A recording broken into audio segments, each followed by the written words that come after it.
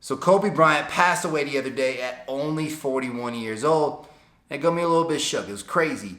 So today I'm going to give you the 5 life lessons that every single man can learn from Kobe Bryant. What up, homie? My name's Dave, and I put out new videos every Tuesday and every Friday to help you get the girls you want and become the man you're meant to be. Now, last week I told y'all guys if my video got over 500 likes, I'd make this Kobe video. You guys crushed it. It got over 600 likes, so here we go. Now, Kobe was an absolute legend. He was a top 3 basketball player of all time, but he was also a great father and even a great businessman after he retired. Dude was just relentless, and there's honestly a lot of great life lessons that any man can learn from him. So what I did is I went through a bunch of his interviews, kind of combed through some of his quotes, and I figured out 5 great life lessons that can apply to you and really help you not only become a better man and really unstoppable in your life, but also great with women too. So that being said, let's get into it. Because if you play with the fear of failing, you'll have the pressure on yourself to play, to capitulate to that fear. But if you find common ground in the middle, in the center, then it doesn't matter. You're not fazed by either, right? And that enables you to really just stay in the moment, stay connected to it. So Kobe talked a lot about how failure didn't exist for him. And I thought this was great because I have a lot of guys hit me up all the time and say, Dave, I went out tonight, got rejected by a bunch of girls, and I feel like shit. Or Dave, like I hooked up with this girl, I thought we had a great time, and then she didn't hit me up the next day. I feel terrible. A lot of guys let their lows define them and really get them down in the dumps. So much so that it becomes hard to kind of claw back up to even a neutral level. But what a lot of guys fail to realize is there is no final failure. Just because you went out and had a bad night or you had a bad experience doesn't mean it always has to be that way. The important thing is that you try to remove your emotions from the experience and from the situation. Instead, try to look at things objectively and say, hey, I went out tonight, I bitched out, I didn't approach any girls. What could I have done better the next time? Or hey, I hung out with this girl on a date, I thought it went well, but then she flaked on me the next time. What could I have done better, right? And that's a lot better mindset to go about it with than to say, oh, she flaked on me, I must be a piece of shit. Or, oh, I didn't approach any girls last night, I'm just a bitch. The key is, like Kobe said, to not let yourself get too high or too low based on the events that happened to you. I mean, we're talking about a guy who didn't even smile in his post-game interview after being up 2-0 in the NBA championship because he knew he had more work to do and he wasn't letting his emotions get all out of whack and control him. Still waiting for a big smile out of you. You're up 2-0. What's the story? Are you not happy, or you're only half happy, or? Still to be happy about.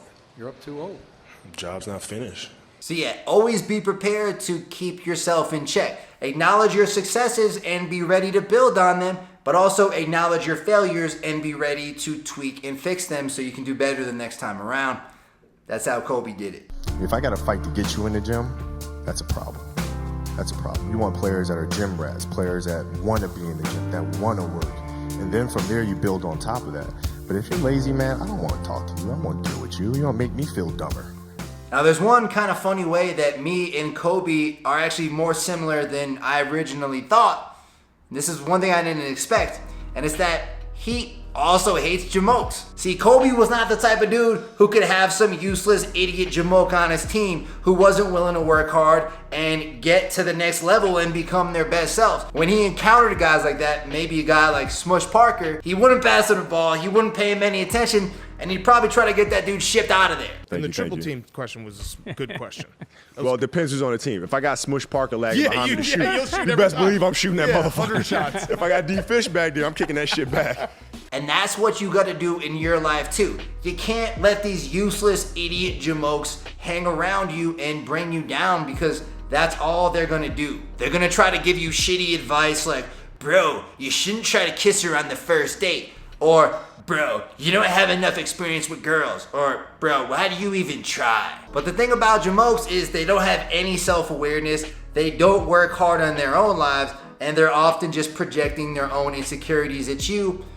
And really, it's kind of sad, but you gotta cut them out of your life because you don't have any time for that shit. If you're trying to make it to the top of your profession, the top of your game, the top of whatever, you gotta cut these motherfuckers out and you're gonna make better friends, dudes who are gonna support you, who are gonna have your back, and who aren't gonna get jealous and weird, right? Dudes who are gonna praise your successes versus try to put you down for even attempting them. And you're gonna be ruthless with this shit just like Kobe was, and be ready to cut these dudes out of your life as soon as you see these signs. Because you are the average of the 5 people you spend the most time with, whether you realize it or not. And I'm talking about things like in terms of your income, your social status, your ability with women, all these types of things, even your health, right? Since I've improved my social circle, all of these things have drastically and exponentially improved, and it's not a coincidence. You know, you got to look at the reality of the situation. You know, like for me, it's not, you know, you kind of got to get over yourself.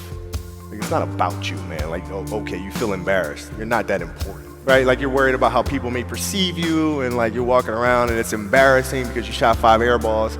Get over yourself. So I see a lot of guys get butthurt when things don't go their way. They'll mope about it. They'll fall into some self-pity, and they'll basically feel like shit. And even the thought of that happening, of like going up and getting embarrassed or going up and getting rejected, is something that they allow to run their entire life. That's some bullshit, man. Because listen, who cares if you do some embarrassing shit? Who cares if you get rejected or you have a bad kiss or you have a bad sex session?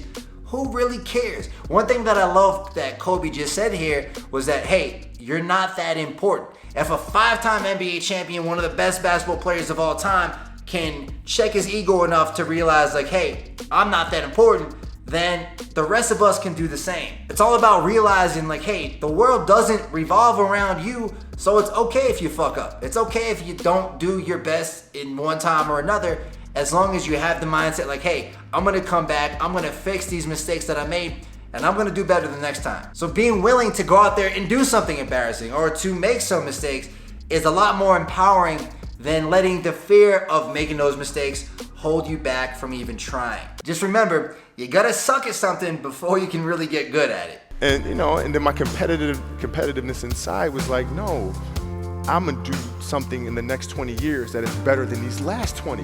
You might not understand that. I'm doing that. you know. So the competitiveness kicks in. So one thing that happens to a lot of athletes, and Kobe realized this, so give him a lot of credit, is that they box themselves into just being the one thing.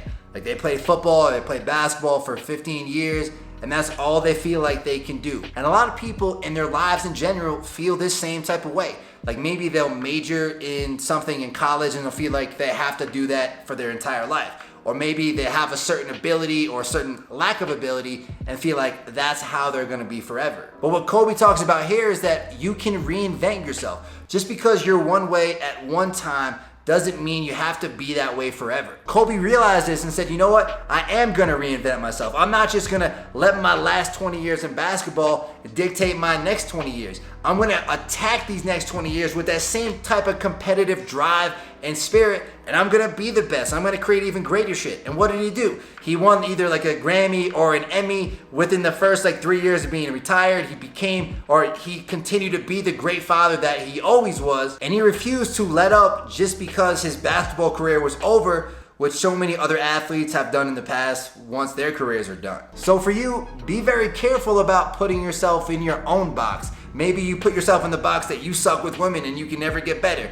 Or like me, like you were an accounting major and it's really hard to picture yourself doing anything else. Instead of thinking inside the box that society kind of creates for you, that a lot of times you create for yourself, be willing to think outside the box and see how you can break those limitations you set and become the best person you can be. And remember, man, it's never too late to reinvent yourself. Number 24, Kobe Bryant.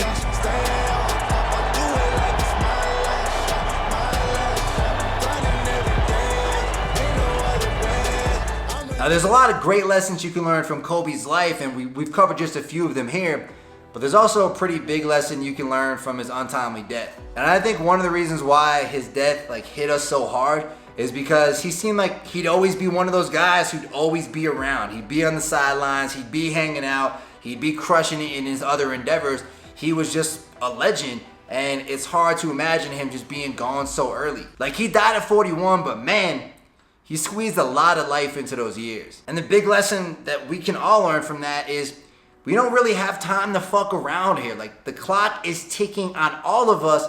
So what life are you squeezing into your years? Why are you waiting to become the type of person that you dream of becoming? Now, this is a lesson I learned long ago when my mom was given a 2% chance to live. She was in a coma. She had a really bad lung disease, and we thought we were gonna lose her. This was about 7 years ago. Luckily, she had a miracle double lung transplant pretty much at the last possible minute, and she's still here today, 7 years later. But I remember walking out of the hospital after the doctor told us she had that 2% chance to live and being like, man, like, what am I waiting for? Life can change real quick, and it can be taken away real quick. So there's no point in waiting another moment. Like, I needed to start becoming the guy I wanted to become right then and there. And that was really the catalyst for me quitting my job, starting online business, and beginning to travel the world very soon after that. I didn't want to be some random jamoke, and I'm sure that you don't want to be either. So if that's the case, then you gotta start right now. You can't be waiting around anymore. You gotta go and approach that girl that you think is cute.